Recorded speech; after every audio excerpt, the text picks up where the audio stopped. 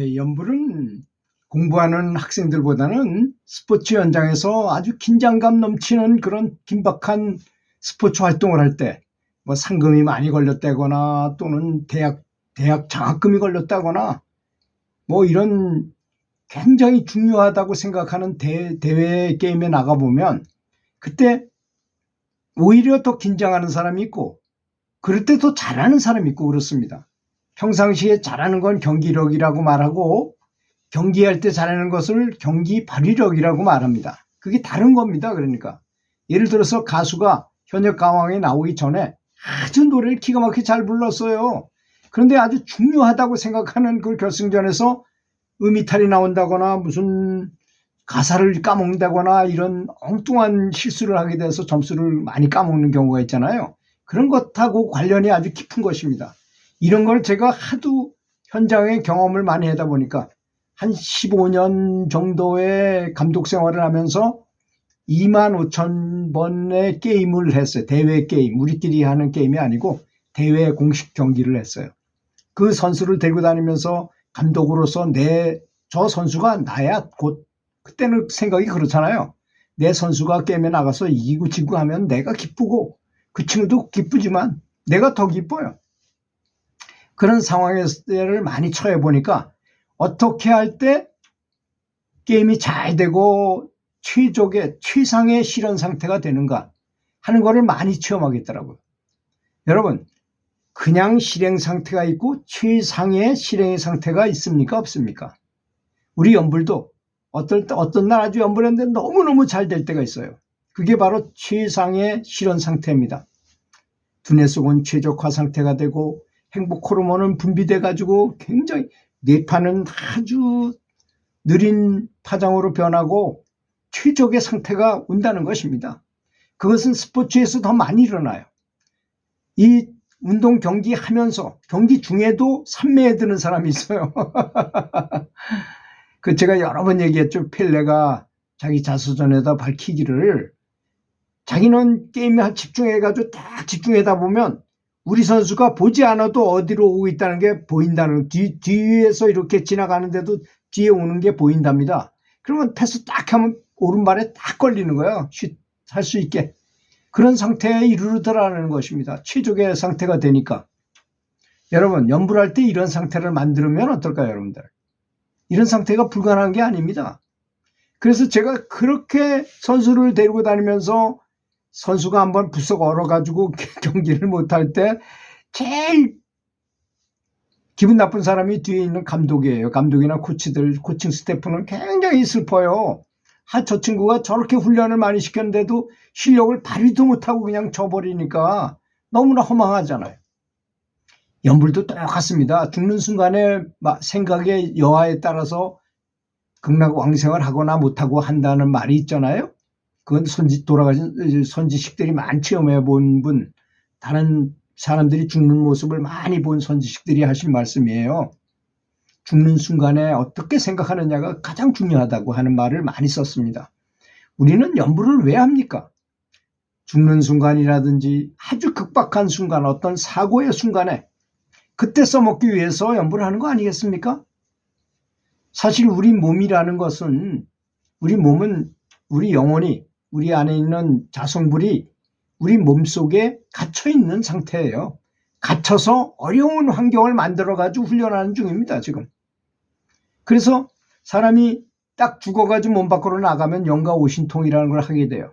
근데 오신통이 별거 아닙니다. 누구나 다 할 수 있기 때문에 그걸 신통이라고 말할 수 없죠. 영가가 된 상태에서는.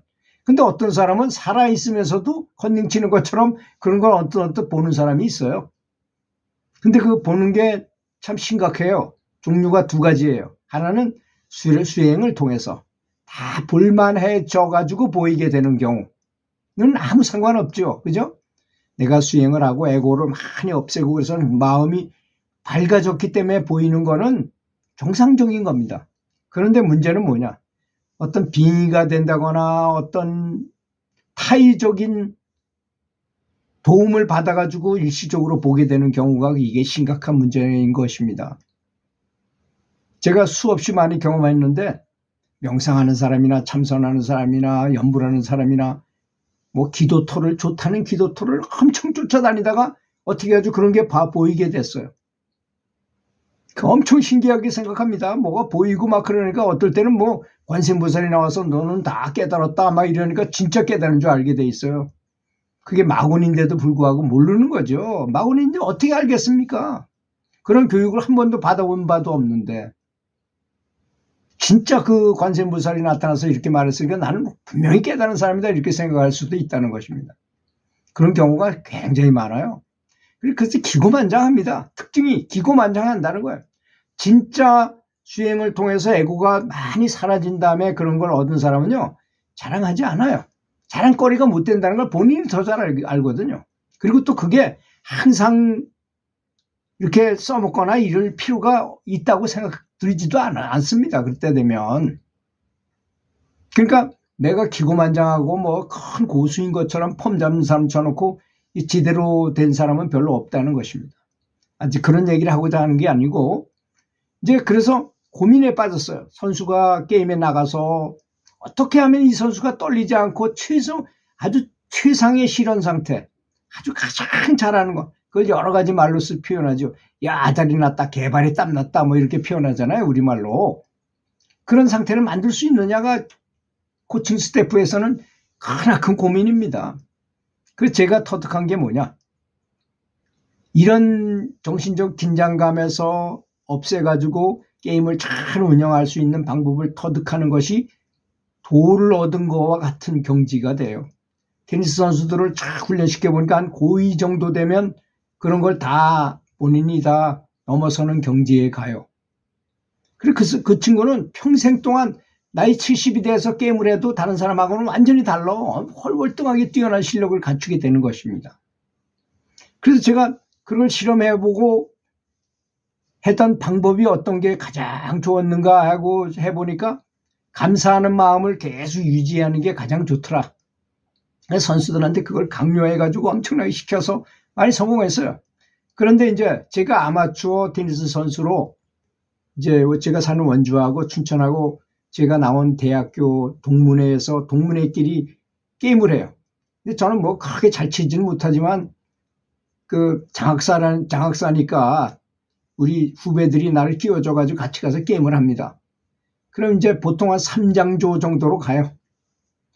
근데 딱 붙었는데 한 번 게임을 하는데 강원대학 교수들하고 게임을 해가지고 졌어요. 근데 뒤에서 춘천팀 우리 선배가 저를 슬슬 놀리면서 뭐 말을 별로 안 좋은 소리를 하더라고요. 그래서 저 친구 한번 나한테 걸리면 아주 정말 이제 최선을 다해서 한번 이겨보자. 내 친구한테도 얘기를 해서 친구하고 파트너였는데 근데 마침 춘천하고 붙게 됐어요. 4강에서. 근데 그 팀하고 딱 붙었어. 그래서 그 친구한테 얘기야. 우리 다른 사람 몰라도 저 친구 할 때는 이제 최선을 다해서 했잖아. 나도 최선을 다해서 할 테니까 한번 잘해보자. 그랬더니 그 팀이 최강팀이었거든. 그쪽에 15분 만에 6대 0으로 이겼어요.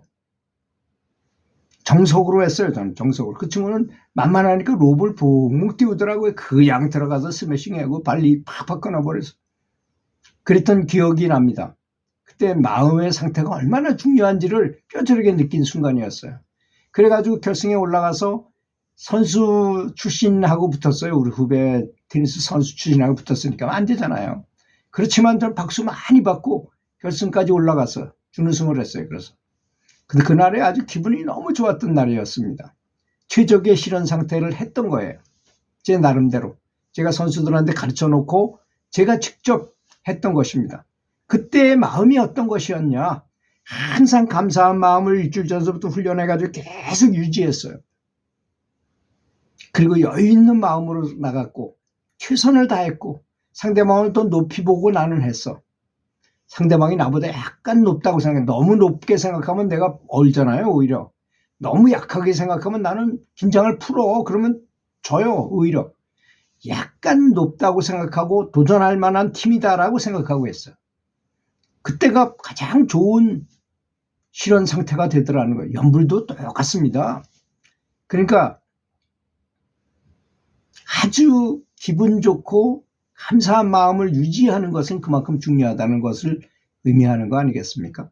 이 마음의 상태를 만드는 것을 이런 기본 베이스를 잘 가지고 연불 해야만 정말 성취가 일어나고 연불이 점점 진보하게 돼. 그리고 다음에 할 때는 그걸 기억하니까, 어떨 때 내가 잘 된다는 걸 기억하니까 강제로라도 기분 나쁘지만 감사한 마음으로 돌려요. 자꾸 돌리는 훈련을 해가지고 언제 어느 때든지 간에 감사할 수 있는 마음을 갖게 되는 것입니다. 이렇게 하면 어찌 연불이 잘 안 되겠습니까? 최상의 상태로 가는 것입니다. 그래서 이제 이것이 강해지면 행복 호르몬이 너무 많이 나오면 밖으로 막 분출이 되잖아요. 그걸 방광이라고 그럽니다. 대만에 있는 어떤 안경 쓴 것 좀 뚱뚱한 사람이 방광을 해요.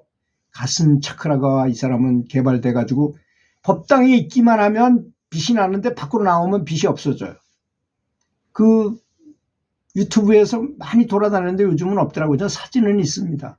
그 사진에서 확실히 보여준 정도로 최적의 상태에 있으면 그런 현상도 일어난다는 점 아시고 희망을 가지시고 연불하시기 바라겠습니다.